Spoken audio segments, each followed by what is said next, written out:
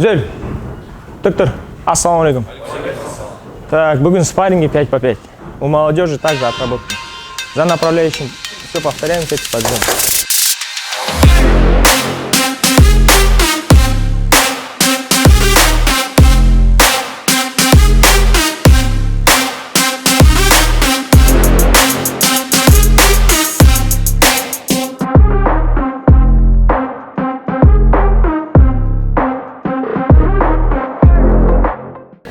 Ассалаумалейкум көрермендерге.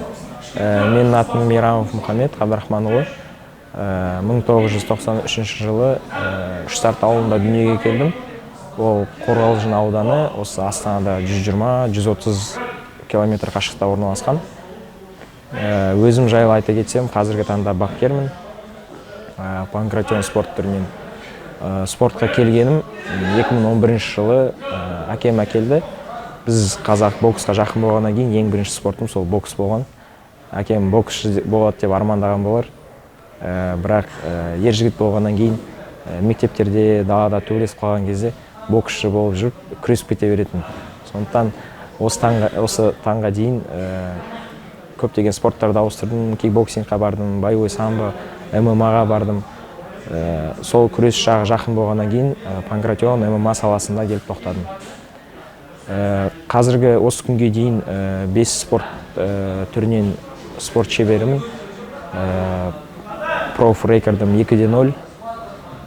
Сондай бір отбасылық жағдайлармен спортты аяқтап, осы бапкерлік жолға көшіп кеттім толықтай. Осы бапкерлікте бір 6-7 жыл болар.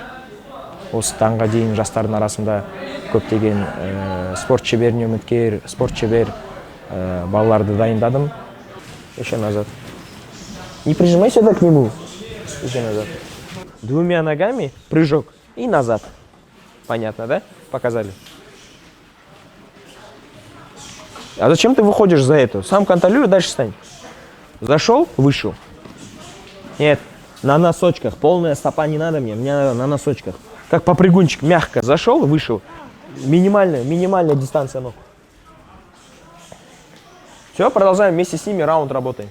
Өзім мысалға панкратион спорт түрі, жаңа айта кеткендей, универсальный дейді ғой, барлық элементтер болады осында. Бокс, кикбокс, күрес барлығы бар. Және ол жастарға, адамдарға шұғылданатын, осы спортпен шұғылданатын адамдарға мотивация, ол өзін қорғау білу, отбасын қорғау білу, ата-анасын, жақындарын қорғау білу, өзіне, орысша айтқанда, самоуверенный болады ғой, сондай адам өзін қиын жағдайларға дайындайды. Стрессоустойчивость дейді орысша. Қазақша стресске төтеп бере алады. Мықты адам болады азаматтар. Осы біздің панкратион спортымызға көптеген адамдар келеді, көптеген жастар, новичоктар келеді, бірақ олардың барлығы осы жолда қала бермейді. Бұл спортпен шұғылдану әркімнің қолынан келе бермейді. Тек мықтылар ғана қалады деп ойлаймын. Сондықтан адамның бастапқы, қалай айтсам екен, бастапқы өзінің бір мақсаты болу керек, өзінің характері болу керек, еңбек ететін, соңына дейін баратын мақсаты болу керек адамның. Пахать етуге, еңбек етуге. Сейчас грэплингтан отработки. Мы отрабатывали, кім, Мейрамбек жоқ, да? Ниязбек пады. Мы отрабатывали с гарда выходы, сайд-контрола выходы и еще маунт. На последней тренировке был бэк-маунт. Сейчас быстро отработки делаем, все вот это вспоминаем.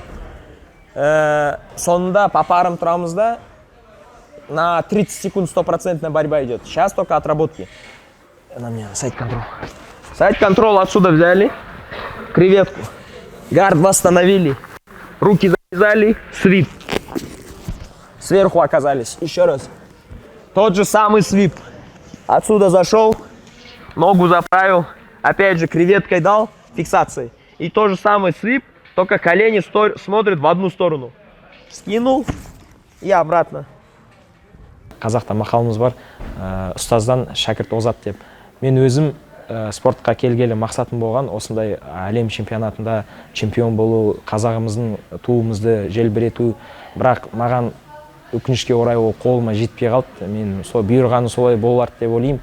Сондықтан осы бапкерлікке келіп, өзім сүйікті шәкіртім Қанатқалиева Мадинаны дайындап, 2023 жылы айта кеткендей әлем чемпионы атандық. Мадинаның спортқа деген көзқарасы өте үлкен деп айтайын, өйткені осындай еңбек етіп, дисциплина дейді ғой, мен балалардан, шәкірттерінен дисциплинаны талап етем. Кейбір ұлдарға қарағанда, мысалға қыз бала болып, даже мен есімде жоқ, тренировкаға кешіп келген, или тренировканы өткізіп алған, ондайды есімде жоқ мүлдем. Еңбек етеді, пахат етеді, орысша айтқанда, тренировкаларды мүлдем өткізбейді. Соның нәтижесінде біз осындай жетістіктерге қол жеткізіп отырмыз. Біздің панкратионымыздың дамуын айта кетсек, бұл жақсы қарқында келе жатыр деп ойлаймын. Өйткені әр Қазақстан Республикасының чемпионатында жалпы есепті айтқан кезде адамдардың саны артып келеді. Өйткені осы соңғы Қазақстан Республикасының чемпионатын алған кезде 1200-1300 адамдай қатысушы болды.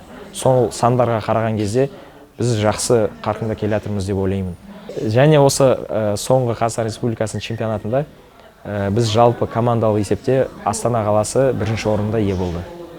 Енді осы 2023 жылғы мақсатым аяқталды деп ойлаймын. Өйткені біз Қазақстан Республикасында 9 алтын алдық. Соның ішінде 5 спортшымыз әлем чемпионатына барып, 5-еуі де жүлдегерлі орындармен қайттық. Ендігі мақсатым келесі жылы осы нәтижені 2 есе арттыру. Нет, голова там находится у тебя. По 2 ноги. Хорошо, да, что ты делаешь? Да, и закрути в сторону. Нет. Пробка ты, отойди. Вообще. Зачем ты голову сюда суешь? Ты просунь вот сюда, вот здесь голова. Вот поднял и в голову толкай. Головой толкай, а не его на голову себе.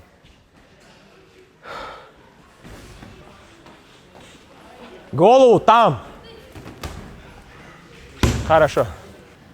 Енді президентіміз көптеген отырыстарда, кездесулерде айтып жатады, осы спортты дамытып, массалық спорт дейді ғой, соған көңіл бөліп, тапсырмалар беріп жатыр. Мен ойымша ол тапсырмалар орындалып жатыр. Өйткені бізде ДРС, Дюшса деген мектептері ашылып, бізде осы спортшыларға, бапкерлерге қолдау беріп, жарыстарға барғанда жол, тамақтану, жол, қонақ үйлер барлығын шығындарын өздеріне алып жатыр. Мен ойымша ол үлкен қолдау. Өйткені көптеген ата-аналардың қиындыққа түсірмей, осы спортшылар жарыстарға барып, жанып тұрған спортшыларды алып кетуге мүмкіндік туғыздырып жатыр деп ойлаймын. Қазіргі шәкірттерім және жаңадан келетін шәкірттеріме спортпен шұғылданайық, салауатты өмір салтын ұстанайық. Және менің талаптарым бар. Осы ер азамат болғаннан кейін осындай